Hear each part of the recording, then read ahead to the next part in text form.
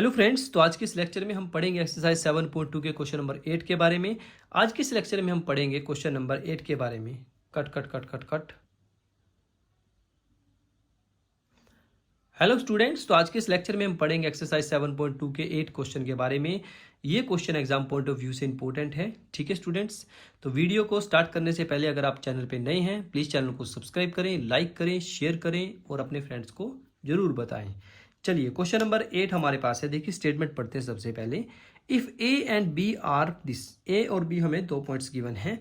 Find the coordinates of P, हमें किसके coordinates निकालने हैं? पी के कोऑर्डिनेट्स निकालने हैं such that A P is equal to 3/7 of A P. एक रिलेशन हमें गिवन है, देखो यहाँ पे ए पी जो है वो 3/7 है ए बी का, और 2 पॉइंट्स हमें गिवन है ए और बी के। P lies on the line segment A B, P जो है वो ए बी के ऊपर लाई कर रहा है, यानी कि कहीं ना कहीं मेरे पास कुछ ऐसा डायग्राम होना चाहिए कि ये है ए, ये है बी। ठीक है, ए के कोऑर्डिनेट्स मेरे पास है -2 बी के कोऑर्डिनेट्स है 2 - 4।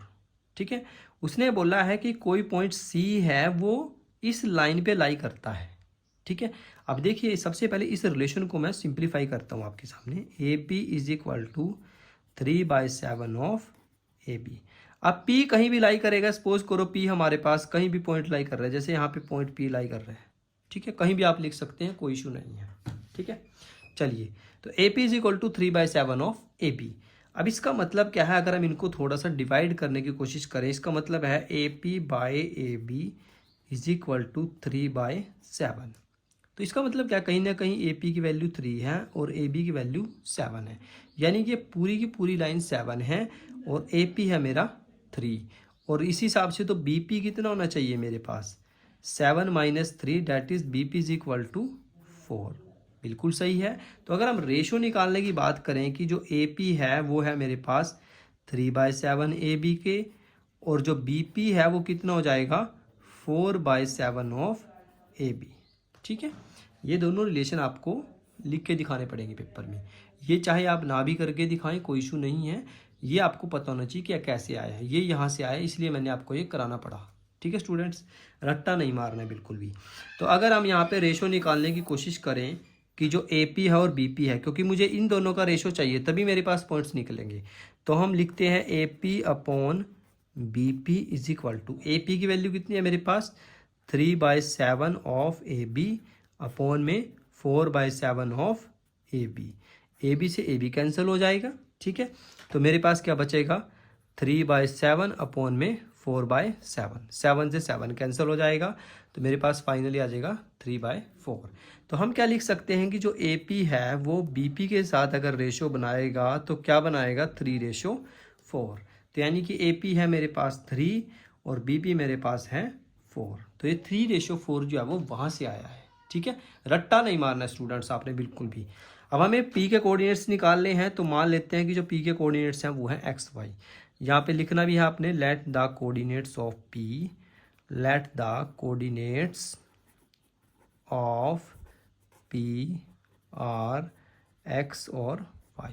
P के कोऑर्डिनेट्स हमने लिख लिए एक्स और वाई। ठीक है, तो एक्स का फॉर्मूला निकालते हैं। एक्स का फॉर्मूला क्या था, m1x2 प्लस m2x1 बाय में m1 प्लस m2।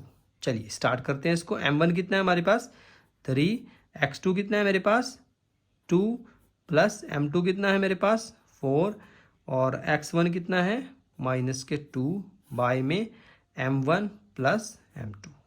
चलिए ओपन करो इसको, 3 2 जा 6 -4 2 जा 8 बाय में 4 और 3 7, 8 में से 6 गए -2/7। ठीक है जी, तो मेरे पास x की वैल्यू कितनी आ जाएगी, x इज इक्वल टू -2/7। ये मेरा हो गया x कोऑर्डिनेट। सेम ऐसे ही y का निकालते हैं। y का फॉर्मूला क्या था, m1y2 प्लस m2y1 बाय में m1 plus m2 is equal to, m1 कितना है मेरे पास 3, y2 कितना है मेरे पास -4 प्लस, और m1 कितना है 4, m1 मेरे पास है 3, m2 कितना है मेरे पास 4। ठीक है, y1 कितना है मेरे पास -2 बाय में m1 plus m2 that is 3 + 4। तो y की वैल्यू कितनी आएगी मेरे पास 4 3 जा 12, और 4 2 ज़ा 8, बाय में 4 और 3 7, तो 12 और 8 हो जाएगा -20/7। तो y की वैल्यू मेरे पास आ जाएगी -20/7। तो x और y मेरे पास दोनों आ चुके हैं, तो हम लास्ट में लिख सकते हैं coordinates of point P R. क्या क्या कोऑर्डिनेट्स आएंगे? -2/7, -20/7। ये मेरा फाइनल आंसर आ जाएगा। ठीक है स्टूडेंट्स, तो आज की इस वीडियो में हमने क्या सीखा? क्वेश्चन नंबर 8 का सीखा। उसमें हमें अगर कोई भी रिलेशन इस टाइप से गिवन हो तो आप उसको आसानी से निकाल सकते हैं। कोई घबराना नहीं है क्वेश्चन को देख के, ये पता नहीं कहाँ से क्वेश्चन आ गया, ऐसा नहीं करना है बिल्कुल भी। रिलैक्स होकर क्वेश्चन को सोचो कि इसमें हो क्या सकता है। ठीक है, चलिए स्टूडेंट्स, तो वीडियो को ज़्यादा से ज़्यादा शेयर करें अपने फ्रेंड्स को।